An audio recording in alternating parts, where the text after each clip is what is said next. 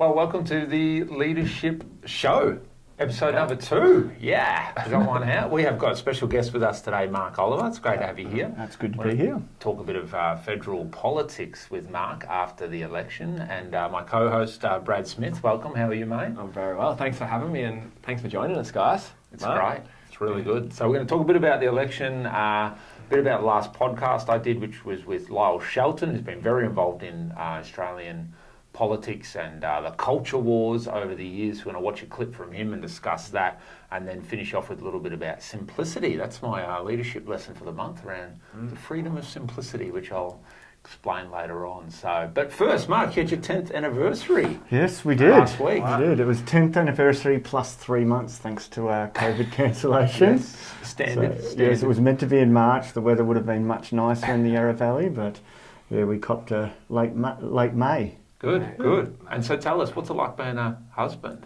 Husband. I haven't really known much straight else. Cut to the chase. Well, your wife will probably watch as yeah, well. exactly. It's great. But husband of 10 years now. We've got 3 kids. Yeah. So 8, 5 and almost 2. Yeah, wow. But yeah, so it can be pretty intense at times, but it was amazing just being able to get away for the weekend with just the wife, and we spent most of our time just chatting about what had happened over the last 10 years and where we think it's going from here. That's good. So reflective. Yeah, so whenever we go on our anniversaries, this is a bit intense, but whenever we go out for ours, we always have that chat. Like, where are we? Where have we come from? Where are we? And like, what improvements for the next kind of 12 months? It's very much in love and graciousness and that. But yeah, we do a little review. I like it. I'm sure Brad does. How long have you been married for? My wife will review me. Yes, that's right. No, actually we've been married I think 3.5 years. Wow. So we're going away this weekend actually. Oh really? Nice. We've booked a weekend at Red Hill just down the road. Oh, so I love it. No phones. We do our no phones. 12-week goals and financial year goals. Wow. And, there you go. marriage review. So yeah. Full review. So you got a SWOT analysis that happens as well. I think so. Well, Mads is a Actually perfectionist. engage a consultant to review their marriage. So yeah, my net promoter score I'll receive from my wife. I actually do that on a daily basis with my wife. I give her a score out of 10 at the end of the night just before we go to bed. How does that go down? You're hilarious while you're here with the boys. Yeah, exactly.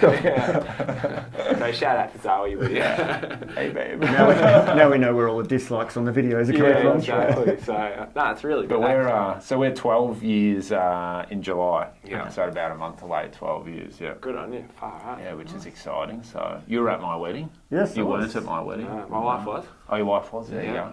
And I did your wedding. You did. And I was in your You were wedding in my party. wedding party, yeah. There you go. It's all weird at all. All right, before we finish, what's the one best thing about being a husband? Oh. Ooh, the best thing about being Yeah, what's the best thing or favourite thing? Or I think for me it's going to sound corny, but we were actually talking about it on our time away. It's being together with my best friend. Beautiful. And just being able to share and do life and create an awesome legacy for our kids together. Yeah. I love that. That's good. I was going to say co-building. Like as a couple, we're building something. Our family, the things we do. I love the building side of having a partner and the choice side of love. Yeah, it's good.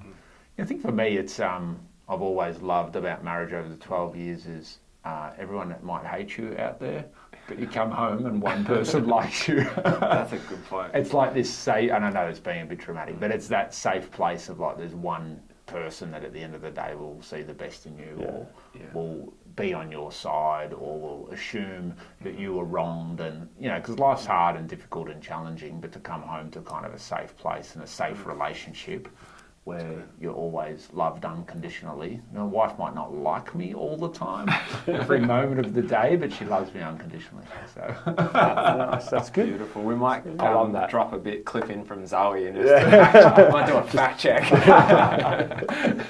All right, the second segment today, we're going to talk about the federal election, and that's why we have Mark Oliver here. 5 years of experience in politics, especially in the state here of Victoria. Maybe give us here a quick, 30-second Have you been involved in politics? How did you get involved in politics? What did you do exactly? So my role in politics over the last 5 years has been as the senior advisor to a couple of different politicians, both with minor parties in the state upper house in Victorian Parliament. Fantastic. And you've just stepped out of that, haven't you? Yeah, stepped out of that in Feb, so only a few months ago. That's great. So, love it. It's interesting. I always love finding someone who's in the inner workings of politics. So not a media commentator, but I've got a few thoughts on questions for you. Oh, great. Yeah, some Looking inner forward to workings. Well, maybe give us your opinion, Mark. What's your synopsis on the federal election we've just had?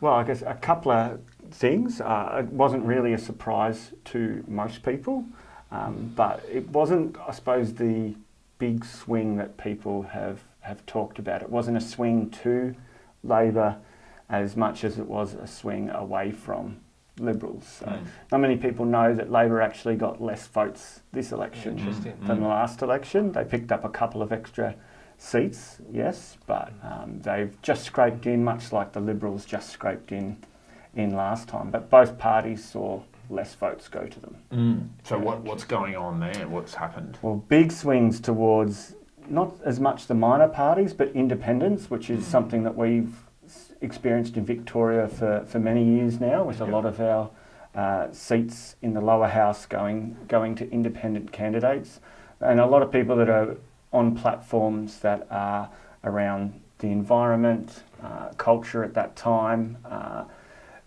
that are standing as people who are that alternative to the major parties, which people are clearly getting sick of. What are your thoughts, Brad? Yeah, it's interesting. Like the strategy side of things wows me. To think that both parties got less votes, especially Labor got less votes. That's not the news that I heard. That's something that, it's a detail. How does the strategy side of this work? I want to know from a I don't know, like the inner workings. Like, how does Labor win?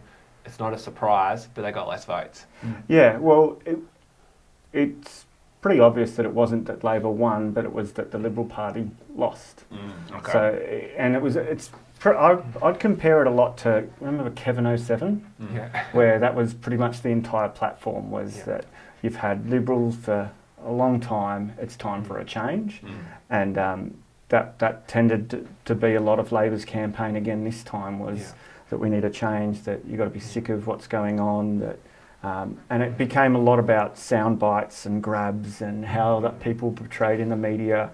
Like many of you would have heard the constant ads about Morrison saying, "It's not my job, it's not my job." Yeah. But it was true. None of that that he was mentioning was his job. Dealing with fires in Victoria, he can't do anything. Dealing with hospitals, staffing, he can't really do much on that. But a lot of it tended to be who could portray themselves the best in the media. It's interesting, isn't it? That because, like, if you really think about it, it's not a huge crisis, those sound bites, but you don't really think about that until you stop and reflect. You catch the bite, kind of catch the vibe they're putting. It's just storytelling, isn't it? Yeah. It's just the stories that's being sold, and it's emotive, and it's not really intellectual.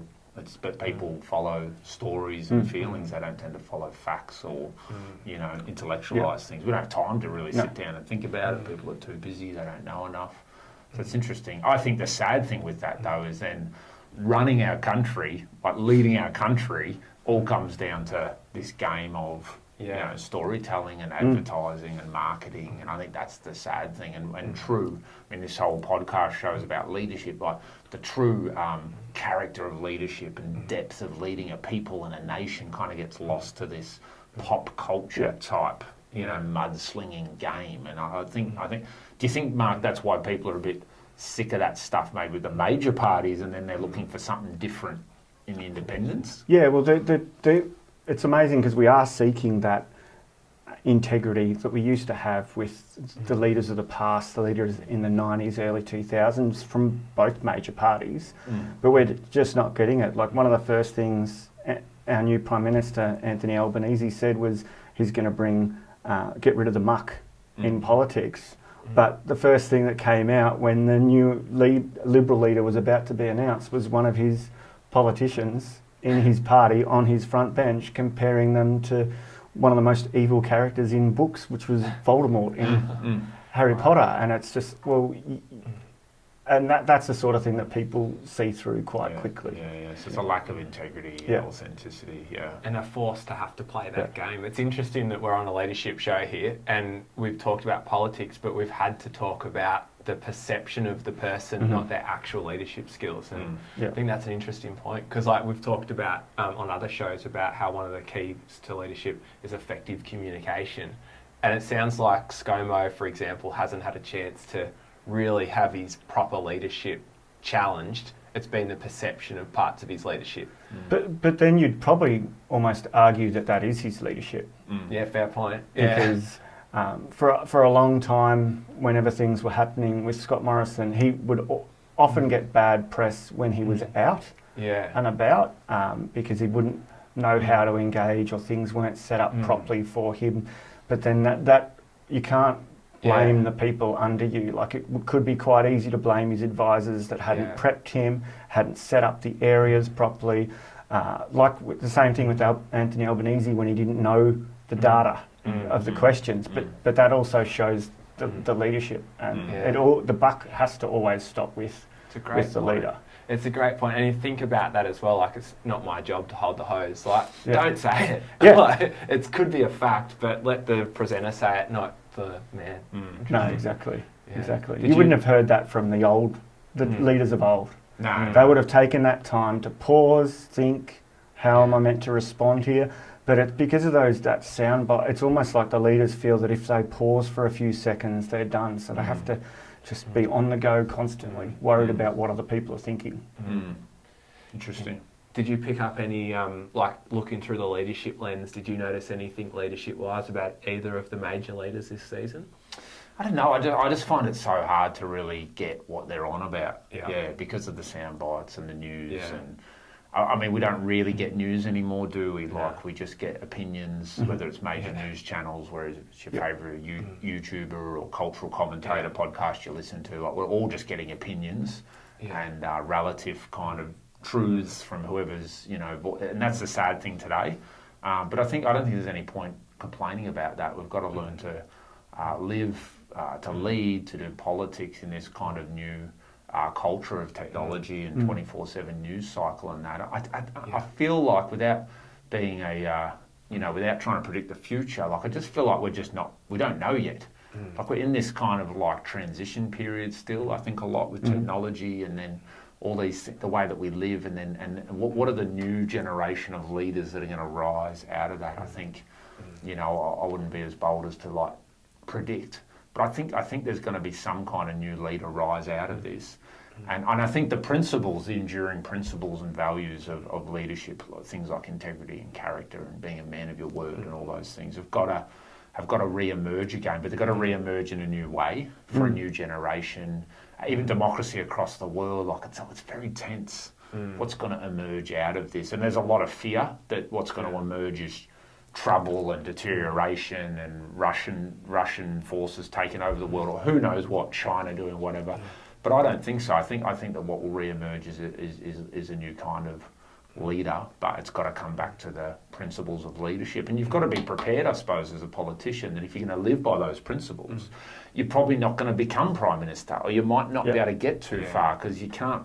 If you live by those principles, you don't play politics, and that's probably only going to get you so far. So you've got to be comfortable with that limitation as well. I mean, I think that's what I see in all of this is, are the major leaders, the major parties, are they comfortable just going as far as their character will get them, or do they take that next step of ambition and selfishness and game? And it seems a bit that way. It's much. The next step will be those who are under the figurehead leader. That'll be what really propels a political party into governance with the next election and beyond, because at the moment both parties are constantly looking at the up and coming leaders under them, trying to manoeuvre It's so that they don't get taken out. So, and one example happened, I think it was today or yesterday, with Tanya Plibersek. She didn't get the education portfolio, which was one of the big 3 or 4 portfolios. They put her down to environment and water and promoted someone else, because everyone knows that Tanya Plibersek is next in line after Albanese. So he's manoeuvring instead of putting the best people in the best place. It's I've got to protect my back first, and then I've got to lead. And you're never going to be a good leader of our whole country if you're constantly looking over your shoulder, which we've seen in Australian politics over the last 10, 12 years. It's been horrendous, hasn't it? The backstabbing and that. Do you think there's a deeper question here with democracy as a whole, like globally or in the West, democracy, how we run our nations, where democracy is at? You know, I think it seems like it's kind of past the tipping point now. It was like democracy was the answer for everything, and you had America sending troops into Iraq and Afghanistan at the turn of the century because democracy, surely everyone wants democracy. The Iraqis want democracy, we'll just come and bring it, and then they'll all be like, this is awesome. But it didn't happen like that. Do you think that's part of the problem underlying all of this, you know? Yeah, I definitely think so. Like, if you do a bit of a research into democracy, so our form of government is based mostly on England, but also partly the US system, where we have the Senate and things like that in place. But the Western democracy was built off lords, so people who already had high standing in their area. And most of them, none of them got paid to be a politician. They were in there because that was their responsibility. They go in there to look after the people in their land that they were the lord over. But now we've got people that are in there. Most have had a little bit of background in a few things, but many of politicians that we see in there today actually have been in my role. They've just been an advisor ever since they've been in politics all their life. They've never really led in the community, so they don't. When we're asking why don't they show leadership, because they've only ever had to lead a small team and do things like that, and it is a job. Whereas our democracy, Western democracy, is built on it being a expectation that you would lead and lead well. So we're kind of losing. Maybe you're saying that we're kind of losing the servant leadership aspect of it. It's become a career and a job rather than a privilege and an honour to serve, my people or represent my people. So it's lost that heart and passion kind of bit.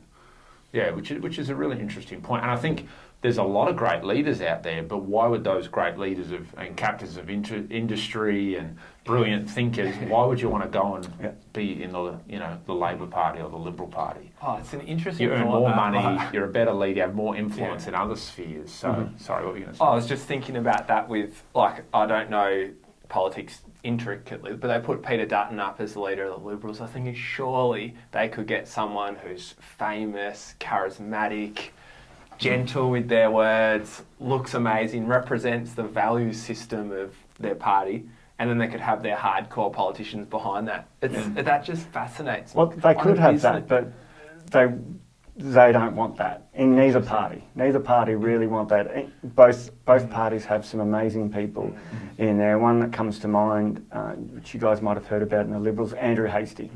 He's a phenomenal man over in WA. But he's a man of integrity, he sticks to his word, but he's never played the political game, so he'll never get promoted.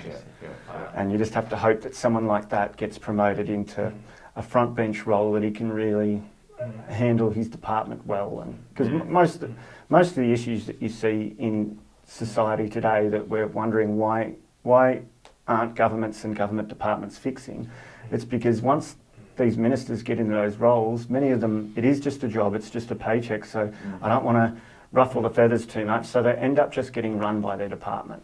Their department says, okay, these are the things we want to do, and they'll just tick and flick, and that's it. And that's kind of what I was saying before, is the deeper problem actually democracy, the way we're running nations in that sense. And there's obviously a problem there if the people getting paid don't have the impetus or the desire or the accountability is probably a better word to actually really fix things and better things, and you're just not going to get the best results. Which is funny because I'm pretty sure you wouldn't employ someone in your little business if they were just getting a paycheck and not ruffling feathers. Well, and yet people running the country, it's different. It's very hard in business. You know every day if you've added value to the market or not. Just every moment, but the political side. But my question, especially for you, Mark, is do you encourage people to get into politics? Like we've got leaders watching, people who are. What's your encouragement? Out of politics? Just as I've gotten out. It's hard to do that though. I've met with a number of key businessmen that would make phenomenal politicians. But again, like you say, these are guys and women that I've met with that would have to take pay cuts of between 60 to 80% of their pay to come in, and any of these, I've seen a number of them go for pre-selection with both parties and get knocked out before they even get put up because people are scared that they'll then come in and potentially take over. You're not going to have a situation like in the US because it's a different system where you have someone like Trump who's a businessman that can just come in, get the votes to become president, because we don't elect our Prime Minister like that. Our Prime Minister is the leader of the party. So it's different. So they're always someone who's established within the party. For you to have someone drop in and become Prime Minister, it's just impossible. So the person who's watching who goes, just voting's not enough, they want to do something, do you lobby? Do you join the party? Do you, that confuses me. I don't know is it? I think my question is, is it even that sector? That sphere of culture, if you like. Is it even really worth putting a lot? I mean, yes, it is, for the right people, but is it? I wonder if again, because of the news cycles and technology, and we all know what's going on in American politics now. That's a very new thing in the last decade. We're all have so much information. I think, and everything's so politicised. It's almost like we think, the only way for the world to change is through politics, but that's just not true. No. Because straight away you look at the entertainment industry, that's way more influential than politics on how people think. An athlete can stand up and say some rubbish and everyone believes it. So I think you actually look at where real educating children, teenagers, young adults in universities and schools and that. I mean, that's, you're drumming things into kids there all through their formative years. That's way more influential. So little hearts and little minds, it's way more influential than politics in shaping a human being. These kind of institutions. So is politics even the right place? Sorry, anyone out there who wants to get in. I think you got to ask that because it's not all about politics. No, I think that's definitely true because I've been on the receiving end of the emails and the phone calls and the lobbying. And it doesn't change anything. But when a politician meets with someone who is a leader in their field, that changes stuff. Because the politician's asking them, because they don't have the answers. So the Minister for Education in almost every state has no experience in education, just as an example. But they'll sit down and meet with like a Jay McTighe or someone like that who has influence in education and has been establishing these different education models, and they'll sit them down and say, what you do works, how can we roll that out everywhere? Rather than having an advisor under them say, you should do A, B, C. Interesting. So if we had more people leading in their field and promoting that and making the most of that, then the politicians would be coming to them and not the other way around.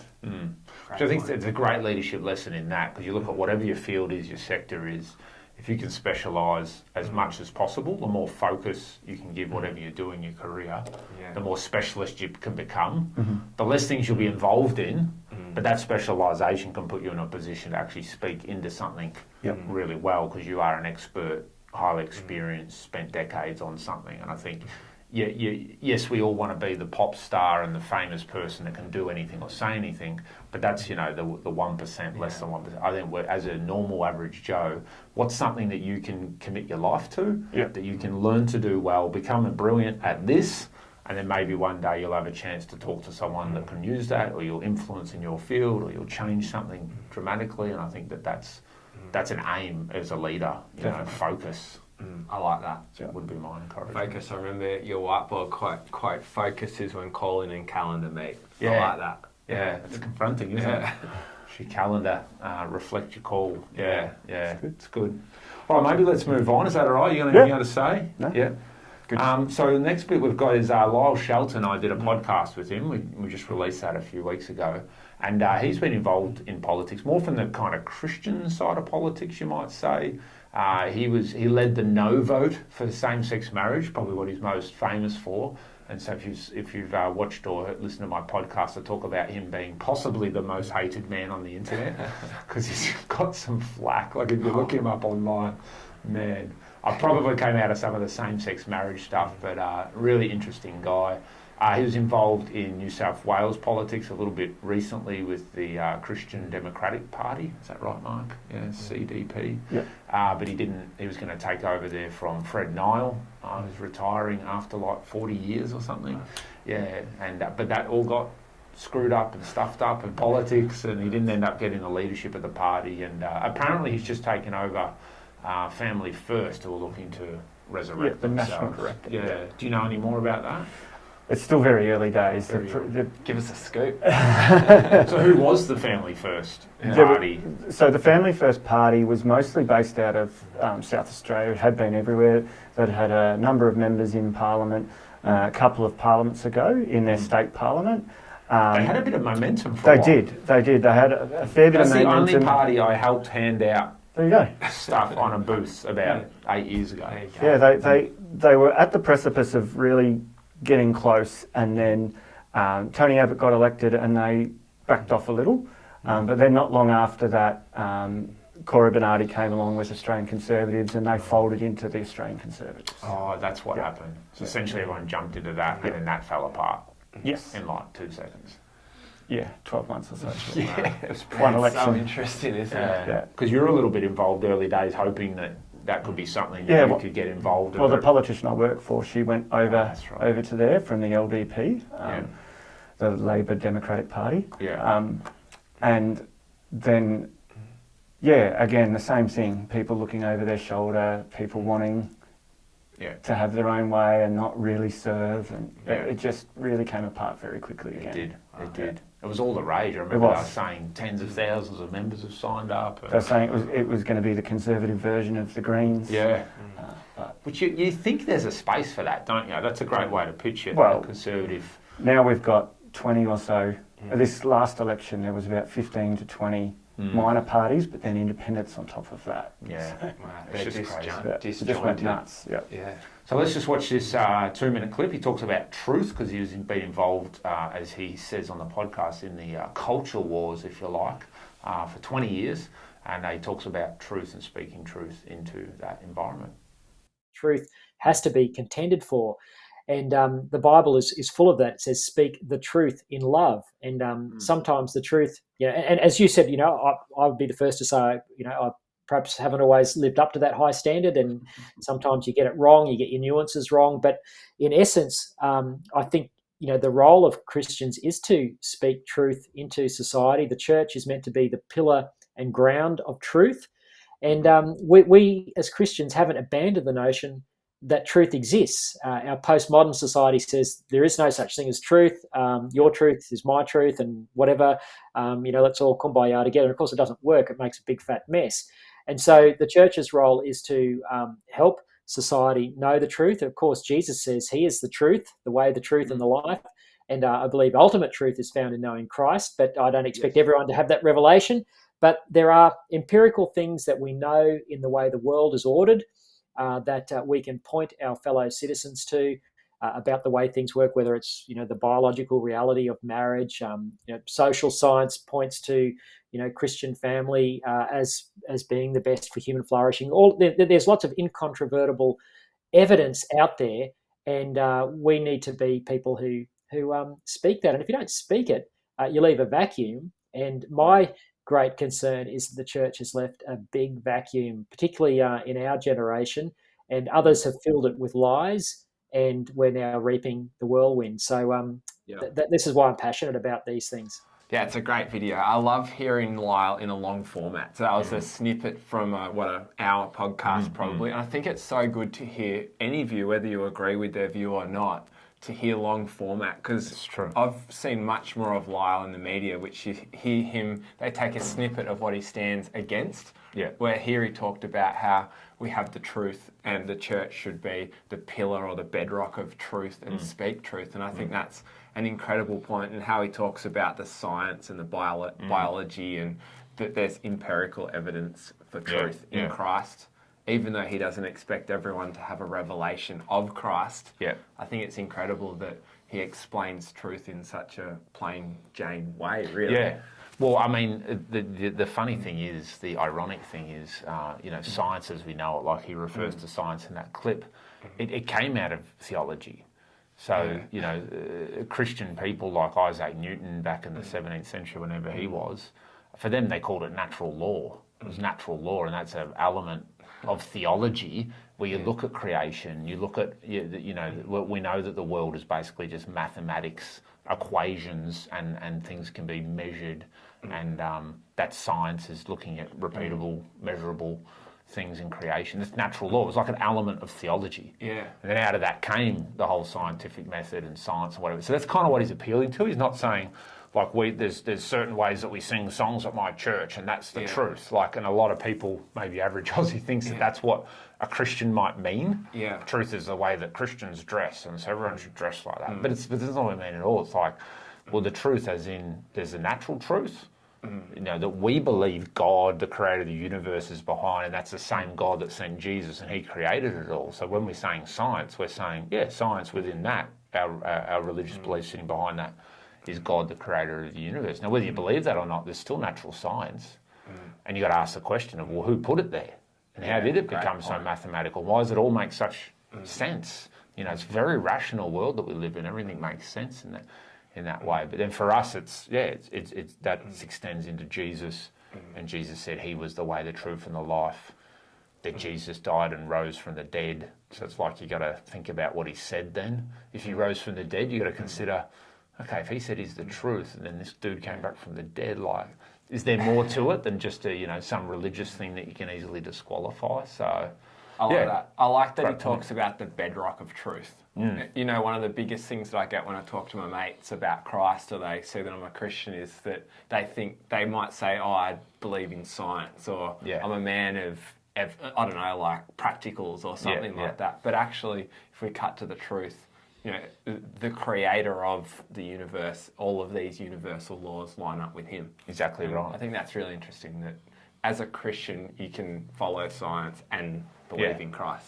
Really, well, and this is the big postmodern lie, story, whatever, that people fall into, where they wrongly pit Christianity or religion against science. Yeah. This is not true at all, and any Christian worth their salt believes completely in the scientific method and what we call science. There's a big lie of postmodernism. That's not the equation. It's not that you're rational and we do spiritual stuff. Yeah.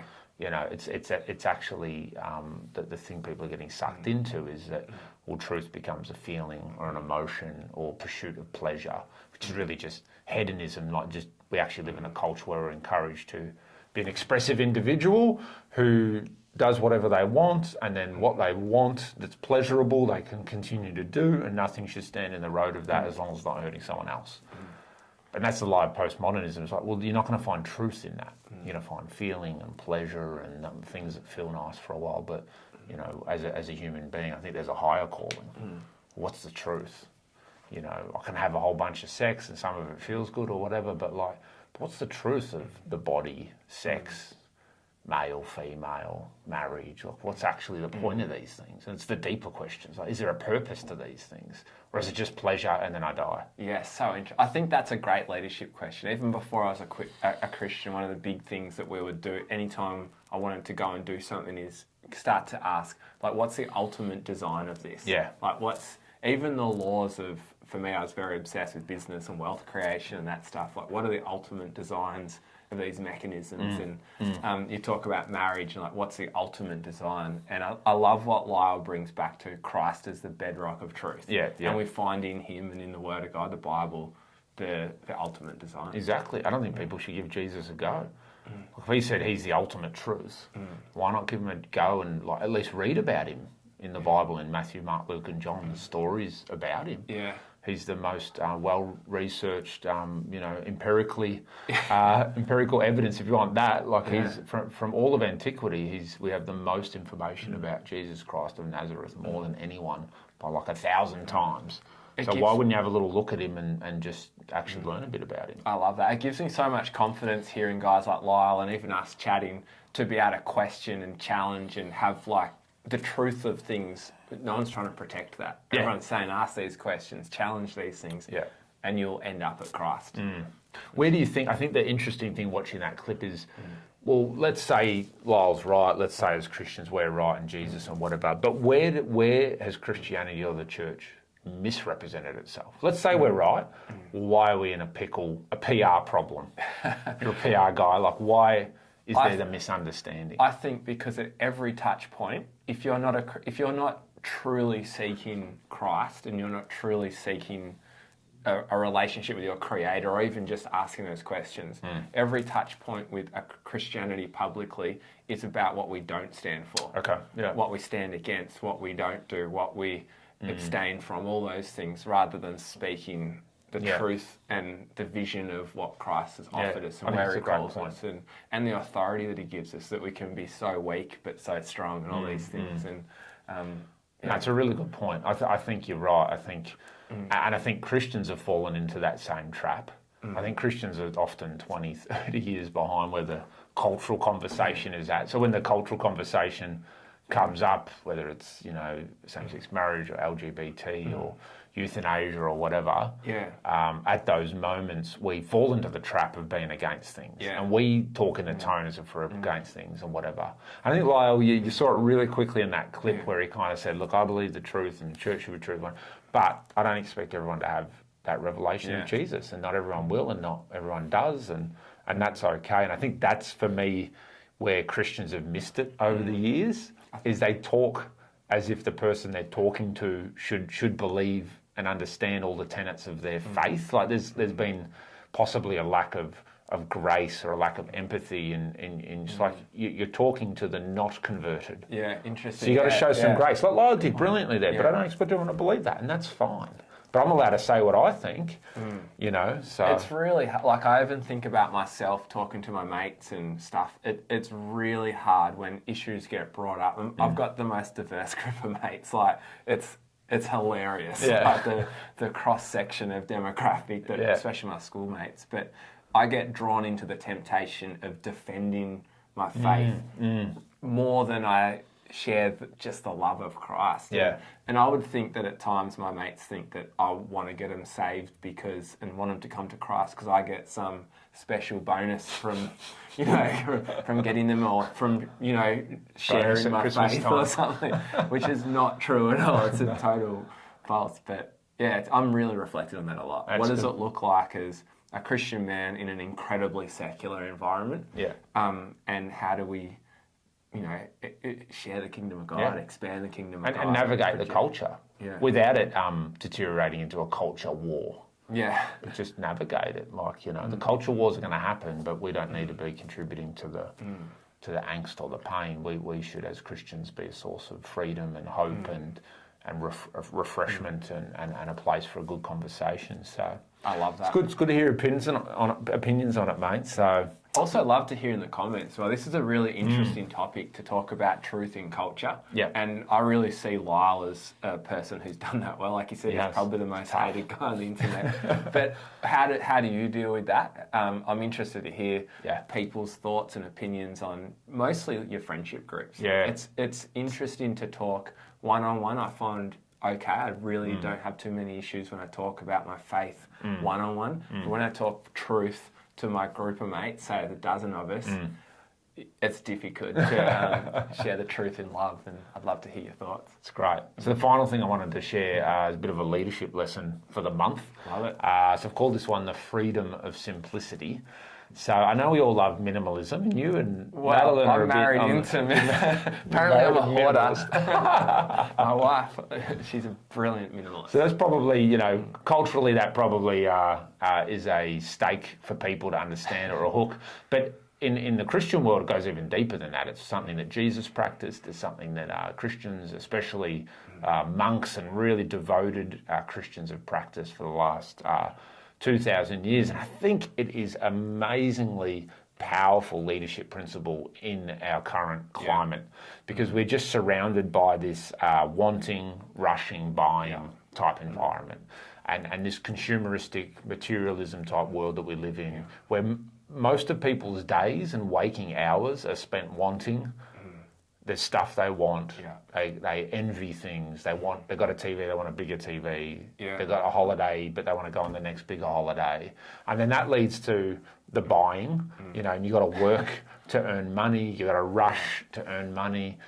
So people live a very hurried life. There's this thing called hurry sickness, because people are just moving. People feel burnt out all the time. And this workaholism and all this kind of stuff. And then eventually this all rushing around ends up in the purchase. So the online shopping, and they're going to the supermarkets and going to the shopping centres or whatever, and it's just this constant need. And then all these things become cluttered. We hoard. We have like 54 T-shirts and 17 pairs of jeans, and so then the cycle just repeats itself. Then we want other things, and then we rush around for those things and buy. The freedom of simplicity, or the principle of simplicity, gives you freedom. It's actually liberation in decluttering your schedule, how you use your money, what you buy, your house, your closet, all that kind of thing. But what really sits, and this is the point I want to make, right? What really sits under all of this stuff that makes us sick, this hurry sickness, is money. So we love money. We have to have money, and simplicity is really a rebellion against the need to have, grasp, own, acquire more money. That's very challenging. It's not the water that we swim in. It's not the culture that we have. It's everything is about money, essentially. And as Christians, Jesus said, you can't love both God and money. So we have this confronting commandment right in the middle of the Bible, straight from Jesus, that you've either got to choose God as your master, or money, rushing, buying, hurrying, working as your master. And it's like, it's a really big challenge. So that's my leadership lesson for the month. Simplify. Simplify your schedule, simplify your speech, simplify your friendships, simplify your wardrobe, cut things down to what you need so that you can be truly free. I'll add to that as well. I'll steal from you, actually. Your sermon, Caleb's been doing a sermon series, and one of those, we talked about simplicity, and one of the things he said was, talk about simplicity to your friends. How are they simplifying their life? And I've asked my mates. I think it's interesting, and pretty much no one's actually doing anything about it. It's very difficult, not natural, but the more we get conscious, everyone has that desire. So I've been asking people, and myself reflecting, because man, I suffer from hurryitis a lot, and wantitis and growthitis. But I love it. So I'd love to hear in the comments as well how you simplifying your life and your day and your world. Yeah, love it. Well, thank you very much for joining us on the Leadership Show. It's been great again, as always, Brad. It was great to have Mark Oliver, so big thanks to you, Mark. And we will see you next time. See you soon. Thank you. I trust you were impacted by that Leadership Lessons podcast. I would love to hear your thoughts about today's podcast. Please comment down below, and please review the podcast and share it with a friend. Doing this inspires us and helps others to find the podcast. See you next time.